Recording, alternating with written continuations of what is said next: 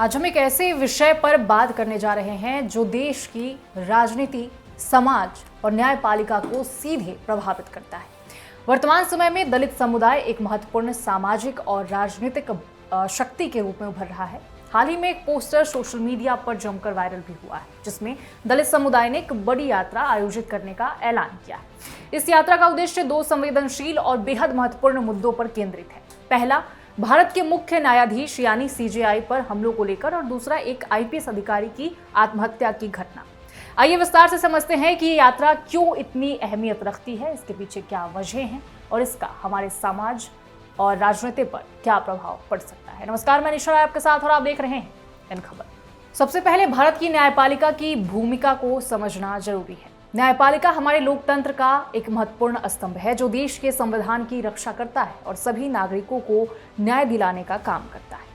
भारत के सर्वोच्च न्यायालय के मुख्य न्यायाधीश का पद अत्यंत सम्मानित होता है। जब इस पद पर बैठे व्यक्ति पर हमला होता है तो ये केवल एक व्यक्तिगत हमला नहीं, बल्कि पूरे न्यायिक तंत्र और लोकतंत्र की आत्मा पर चोट है। ऐसे हमले हमारे लोकतंत्र के मूलभूत सिद्धांतों के खिलाफ है।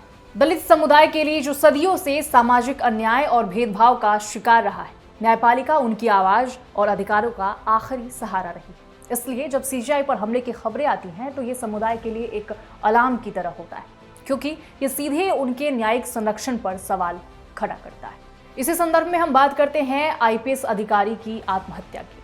आईपीएस अधिकारी कानून व्यवस्था बनाए रखने के लिए जिम्मेदार होते हैं और देश की सुरक्षा, शांति, कानून के परिवर्तन के लिए दिन रात मेहनत करते हैं। उनकी आत्महत्या केवल एक व्यक्तिगत त्रासदी नहीं है, बल्कि ये प्रशासनिक और मानसिक दबावों की एक गहरी कहानी बताती है। ये सवाल उठता है कि आखिर क्या कारण थे जो उन्हें ऐसा कदम उठाने पर मजबूर किया गया। क्या ये सिस्टम की विफलता है? क्या वे सामाजिक दबावों, राजनीतिक हस्तक्षेप या अन्य कारणों से तनाव में? इन सवालों का जवाब खोजने के लिए एक स्वतंत्र और निष्पक्ष जांच आवश्यक है। दलित समुदाय के लिए ये एक बड़ा मुद्दा है, क्योंकि यदि सिस्टम अपने अफसरों को भी सुरक्षा और न्याय नहीं दे पाती है तो क्या आम जनता की स्थिति सुधरेगी? क्या आम जनता की स्थिति सही होगी? अब जब हम इन दो मुद्दों की गंभीरता को समझ चुके हैं तो आइए बात करते हैं उस यात्रा की जिसे दलित समुदाय आयोजित करने जा रहा है। हम लोगों की मांग है कि chief justice of India RS. Gavai साहब को, बी.आर. गवई साहब को जिस तरह से भरी कोर्ट में जूता उठा करके किसी वकील ने अपमानित किया है, तो हम लोग मांग करते हैं कि वैसे वकील को जो आर्टिकल 12 है कंटेम्प्ट ऑफ कोर्ट एक्ट के तहत, उस पर कार्रवाई करके उसकी लाइसेंस रद्द होना चाहिए और न्यायालय के कार्रवाई में बाधा पहुंचाने के जुर्म में एफआईआर हो और उसके तहत स्पीडी ट्रायल करके और उसको जेल के सलाखों के अंदर बंद किया जाना चाहिए। और ऐसी चेतावनी भी होनी चाहिए कि भविष्य में कोई भी सुप्रीम कोर्ट और हाई कोर्ट का इस तरह से अपमान करने का हिम्मत न करे। ये हम लोगों का मांग है। लेकिन इन लोगों का मनुवादी लोग जो हैं वो हमेशा से जुर्म करते रहे हैं। इतिहास बताता है कि पहले मनुस्मृति चलाते थे, उसमें लोगों के गर्दन में हांडी बांधते थे, कमर में झाड़ू बांधते थे, शिक्षा ग्रहण कर लेता था तो कान में शीशा पिघला करके डाल देते थे।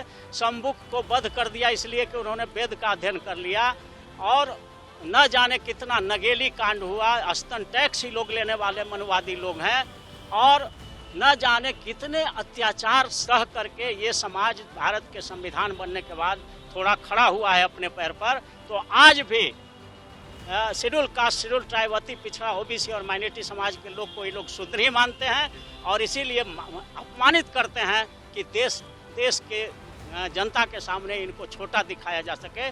और ये अब होने वाला नहीं है। हम पांचों भाई मिल गए हैं, शेड्यूल कास्ट, शेड्यूल ट्राइब, अति पिछड़ा, ओबीसी और माइनॉरिटी गठबंधन बनाए हैं। अब पांचों मिल करके, जो हम लोग 120 करोड़ हैं भारत में, अब इनका अपमान सहने वाले नहीं हैं। प्रतिकार होता रहेगा। अरुण कुशवाहा, संविधान विशेषज्ञ, advocate, Patna high court and supreme court of India. Thank you very much. हम लोगों का मांग है जो माननीय सुप्रीम कोर्ट के जो जज हैं, सीजेआई मुख्य न्यायाधीश बी.आर. गवई साहब, आपने देखा होगा कि कुछ दिन पहले उनको सुप्रीम कोर्ट के अंदर जूता फेंक करके मारा गया और उनको अपमान करने की कोशिश किया गया।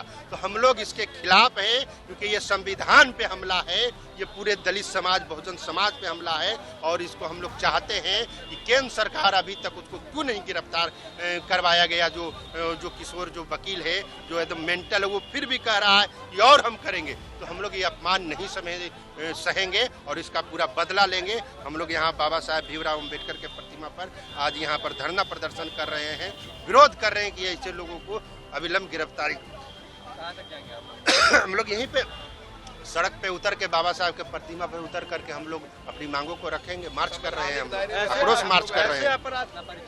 अमर आजाद पासवान। ये यात्रा न केवल इन घटनाओं पर ध्यान आकर्षित करने का माध्यम होगी, बल्कि ये पूरे देश में दलितों के अधिकारों और सामाजिक न्याय की लड़ाई को मजबूती देने का एक नया अध्याय साबित हो सकती है। इस यात्रा के जरिए वे न्यायपालिका की स्वतंत्रता की रक्षा, प्रशासनिक जवाबदेही और दलितों के अधिकारों की गारंटी मांगेंगे। साथ ही ये यात्रा सरकार और प्रशासन को संदेश देने का काम करेगी कि दलित समुदाय अब चुप नहीं बैठेगा और वे अपने अधिकारों के लिए आवाज उठाने में पूरी तरह से सक्षम और संगठित। राजनीतिक दृष्टिकोण से देखें तो ये यात्रा बिहार समेत पूरे देश की राजनीति में बड़ा प्रभाव डाल सकती है। दलित समाज की राजनीति में भूमिका लगातार बढ़ रही है और उनके ये आंदोलन राजनीतिक दलों के लिए गंभीर चुनौती बन सकती है। राजनीतिक पार्टियां इस समुदाय के समर्थन के बिना बड़ी जीत की उम्मीद नहीं कर सकती, इसलिए ये देखना दिलचस्प होगा कि किस तरह की राजनीतिक रणनीतियां अपनाई जाती है। क्या सत्ता पक्ष इस आंदोलन को शांत करने की कोशिश करेगा या फिर विपक्ष इसे अपने फायदे के लिए इस्तेमाल करेगा। इस यात्रा से उठने वाले सवाल और मांगे राजनीतिक बहसों को और तीखा कर देंगे। इसके अलावा प्रशासन और सरकार की भूमिका भी बहुत महत्वपूर्ण होगी। अगर सरकार इस आंदोलन को समझदारी से संभालेगी और खुला संवाद शुरू करेगी तो ये एक सकारात्मक कदम होगा, लेकिन अगर इसे दबाने या नजरअंदाज करने की कोशिश की गई तो इससे सामाजिक तनाव और भी बढ़ सकते हैं। हमें याद रखना चाहिए कि सामाजिक असमानता और न्याय की मांग केवल राजनीतिक मसले नहीं बल्कि एक सामाजिक न्याय की लड़ाई है, जिसमें सभी वर्गों को सम्मान और बराबरी की जरूरत है। तो यात्रा दलित समाज की जागरूकता और संगठन की एक बड़ी मिसाल है। दिखाती है कि दलित सिर्फ वोट बैंक नहीं रह गए हैं, बल्कि वे अपने अधिकारों के लिए लड़ने वाले सक्रिय नागरिक हैं। ये यात्रा दलित समाज की जागरूकता और संगठन की एक बड़ी मिसाल है। ये दिखाती है कि दलित अब सिर्फ वोट बैंक नहीं रह गए, बल्कि वे अपने अधिकारों के लिए लड़ने वाले सक्रिय नागरिक हैं जो लोकतंत्र के हर स्तंभ की रक्षा चाहते हैं। वे न्यायपालिका की स्वतंत्रता, प्रशासनिक पारदर्शिता और सामाजिक समानता के लिए आवाज उठा रहे हैं। तो इस पूरे घटनाक्रम से हमें यह भी समझना होगा कि भारत लोकतंत्र तभी मजबूत होगा जब हर वर्ग को न्याय मिले, हर आवाज सुनी जाए और हर पीड़ा को समझा जाए। दलित समुदाय की ये यात्रा हमें यही संदेश देती है कि न्याय और समानता के बिना देश का विकास संभव नहीं है। इसलिए हमें इस मुद्दे को गंभीरता से लेना होगा और समाज के हर हिस्से को साथ लेकर चलना होगा। अंत में ये यात्रा केवल एक आंदोलन नहीं रहेगा, बल्कि एक सामाजिक क्रांति की शुरुआत हो सकती है। ये आंदोलन हमें याद दिलाता है कि सच्चा लोकतंत्र तभी फलता फूलता है जब वो कमजोरों और वंचितों के अधिकारों की रक्षा करता है। आने वाले समय में इस यात्रा के असर और परिणाम देश की राजनीति और समाज पर गहरा प्रभाव डालेंगे और हमें उम्मीद है कि इससे एक नया सामाजिक और राजनीतिक संवाद शुरू होगा। बहरहाल ये थी एक विस्तृत चर्चा दलित समुदाय की योजना, सीसीआई पर हमलों और आईपीएस अधिकारी की आत्महत्या को लेकर बन रही यात्रा के बारे में। अगर आपको ये जानकारी उपयोगी लगी हो तो इसे शेयर जरूर करें ताकि ज़्यादा से ज़्यादा लोग इस महत्वपूर्ण विषय को समझ सकें। साथ ही हमारे चैनल को सब्सक्राइब करना ना भूलें ताकि आप इसी तरीके के अपडेट देखते रहें। धन्यवाद।